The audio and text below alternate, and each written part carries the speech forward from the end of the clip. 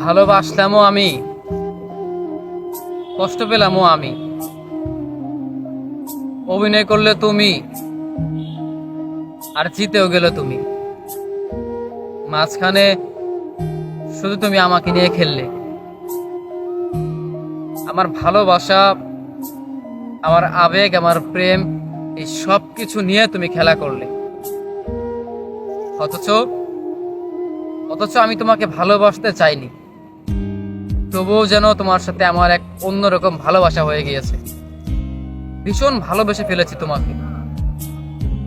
তারপরও তারপরও এত ভালোবাসার পরও আমি তোমাকে পেলাম না।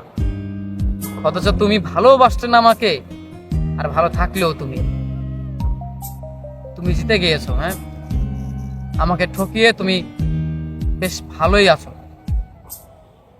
অথচ তুমি কখনো জানতেই না যে তোমাকে আমি কতটা ভালোবাসতাম, কতটা করে আমি তোমাকে চাইতাম। আমাদের এই সম্পর্কের আড়ালে তুমি কখনো আমাকে বুঝতে পারো না। তুমি কখনো একটা বারও আমাকে বুঝতে পারোনি যে আমি এই মানুষটা তোমাকে কতটা ভালোবাসতে পারি। অথচ তুমি সারাক্ষণ ভেবেই গেলে যে আমি তোমাকে ভালোই বাসি না, তো তোমাকে আমি মিথ্যাভাবে ভালোবাসি, তুমি এটা ভেবে গেলে। অথচ অথচ আমি তোমাকে ভালোবাসি। কই, আমি তো এত আপন ছিলাম না। যদি ছেড়েই যাবে তাহলে কেন এত ভালোবাসা দেখালে? প্রথম দেখাতেই বলে দিতে আমি অন্য কাউকে ভালোবাসি। শুধু শুধু আমার মনটা না নিয়েও খেললে পারতে, শুধু শুধু একটা মানুষকে কষ্ট না দিতেও পারতে। জানো তো, মানুষ সব কিছু সহ্য করতে পারে, সব, কিন্তু এই ভালোবাসার কষ্ট, চোখের সামনে প্রিয় মানুষের ছেড়ে চলে যাওয়া, এটা সে কিছুতেই মানতে পারে না। একটা কথা কি জানো, পৃথিবীতে যে প্রত্যেকটা মানুষ তার ভালোবাসার মানুষকে হারিয়েছে, তুমি একটিবার তাদেরকে জিজ্ঞেস করিও ছেড়ে যাওয়ার কষ্ট কি, বা কেমন লেগেছে আপনার প্রিয় মানুষটি যে আপনাকে ছেড়ে চলে গিয়েছে। আমি বলবো না, তারাই বলবে বিচ্ছেদের যন্ত্রণা কতটা ভয়াবহ।